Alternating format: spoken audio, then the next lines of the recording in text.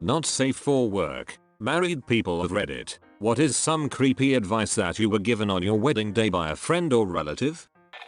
Cast iron pans are best for beating your husband.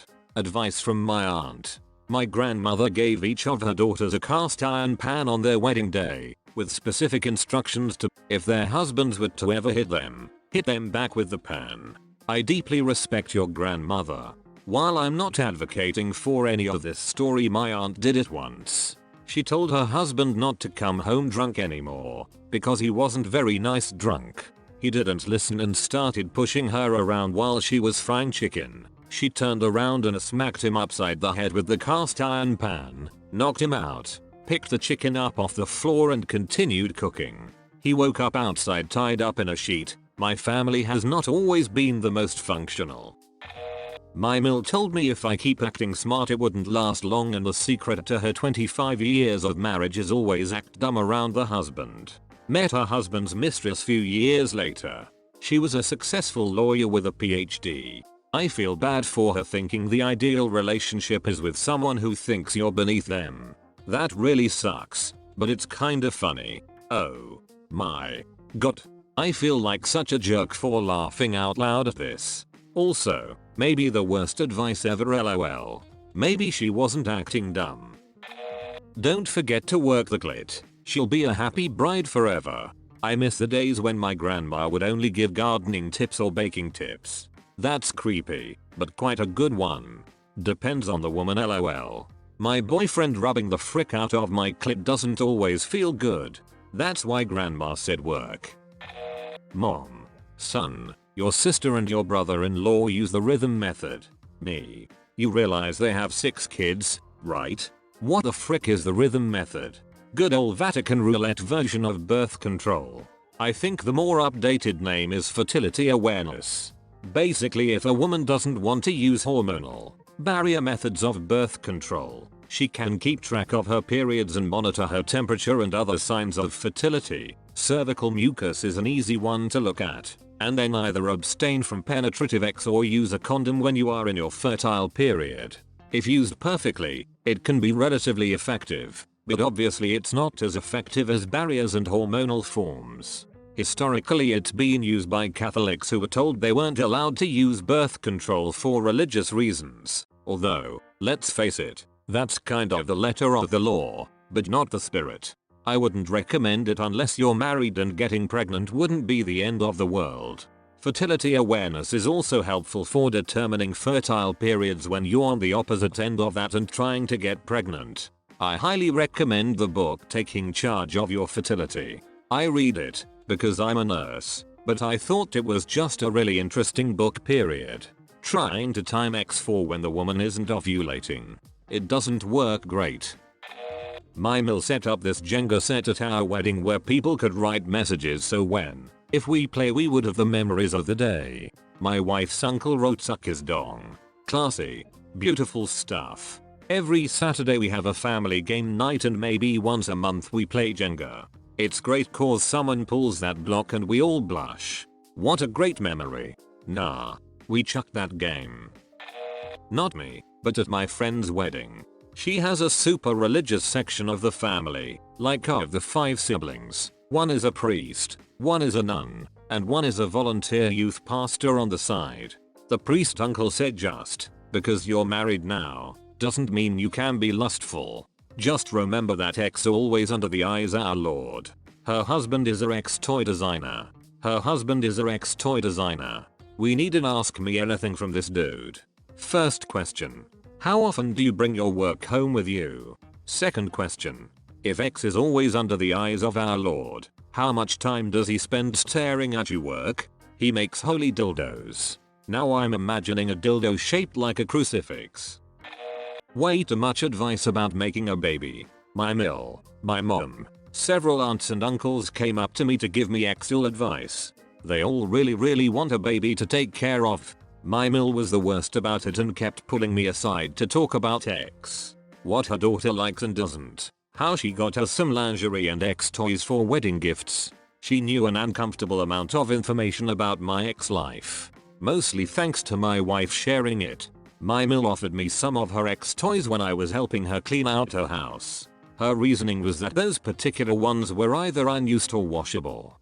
Nope. My god.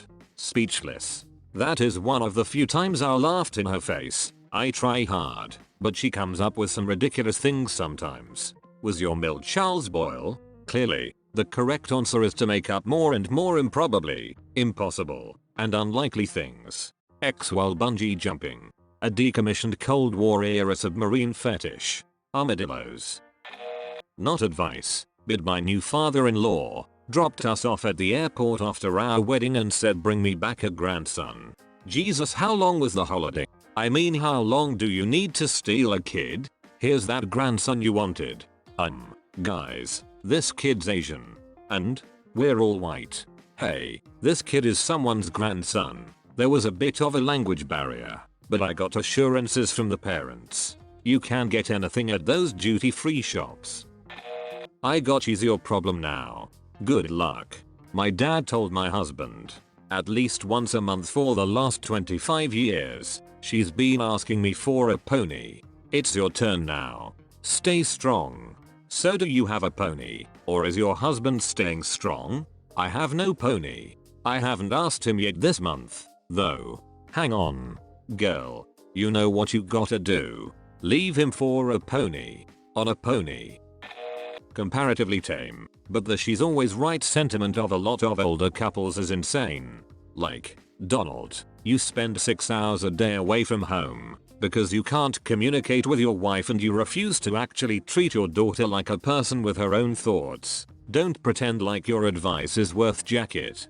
My Uncle Joe told me and my husband you gotta be willing to lose an argument. He was married 50 years. We said I'll do an Uncle Joe when we wanted to end an argument. Worked for us. That's not bad. Some things can't always be worked out and you just learn to let it go. Yeah, along with the happy wife, happy life, BS. Yeah, I think both of us should be happy. The people saying these things never have good relationships. I got 3 signs saying this at our wedding shower. Laughed awkwardly, said thanks, and got rid of them as soon as we got home. Such an inaccurate and condescending statement. My wife and I say happy spouse, happy house. It goes both ways. Not creepy, but my in-laws pulled me aside and tried to guilt trip me into agreeing to spend more holidays with them than with my parents. Careful with that. This happened to a friend of mine and he goes with his in-laws more than his own parents. I see his parents every now and then and they are sad about how he never spends the holidays with them. There might be a reason. My mill is insane. My mum and dad aren't. Hubby agrees. That is kinda creepy. My Bill, married into this family also, leaned in and whispered, well, they can't get rid of you now. Didn't realize that it was less joking camaraderie and more of a warning of my in-laws' attitude towards the people their children marry. I was allies with all the married into people in my ex-boyfriend's family. His mum was difficult when she wanted to be, read, a rampant narcissist. Fortunately my husband's parents are exactly the same kind of lovably crazy as mine. It works well. No, really creepy, but my mum told me, marriage is like a game of cards. You start with 2 hearts and a diamond in your hand, but by the end you're begging for a club and a spade. That's quite the optimistic outlook. Stay hydrated, you're gonna need it tonight. Man colleague that got the obligatory invite. Every open bar wedding I've ever been to, this would be great advice for everyone at the wedding. My gypsy schizophrenic father-in-law, in a thick Eastern European accent, don't leave baby outside. Crows will pick out eyes. He followed it up by making beak picking motions with his hands and cawing loudly. Well, he's not wrong. Eyes are the best part. This is solid advice. I was at a rehearsal dinner before a family member's wedding, and there was an open mic for giving speeches at the dinner. One of their grandmothers gets up, says happy fricking and then sits back down. She's been waiting to bust that one out. As a pastor's kid who got dragged to a lot of ceremonies, let me say that weddings and funerals are 2 events that should never, ever have an open mic. If someone's contribution is important to you, make a plan to include it, and if it's not that important to you, What are you really losing by not giving them an opportunity to speak to the crowd? An open mic asks people to improvise something they think will contribute to what's going on the spot. Very few people are actually good at that kind of improvisation, but many people think they are. So while you imagine outpourings of heartfelt thoughts as people bask in the joy of marriage or grapple with the reality of death, what you end up with in reality is a bunch of trite bullet mixed with bad jokes. In the worst case scenario, you learn that an open mic is like catnip for crazy people and people who like the sound of their own voice as you watch everyone you care about check out of what should be a solemn ceremony while some lady who occasionally played bridge with your grandma soliloquizes about her enemies in the church choir.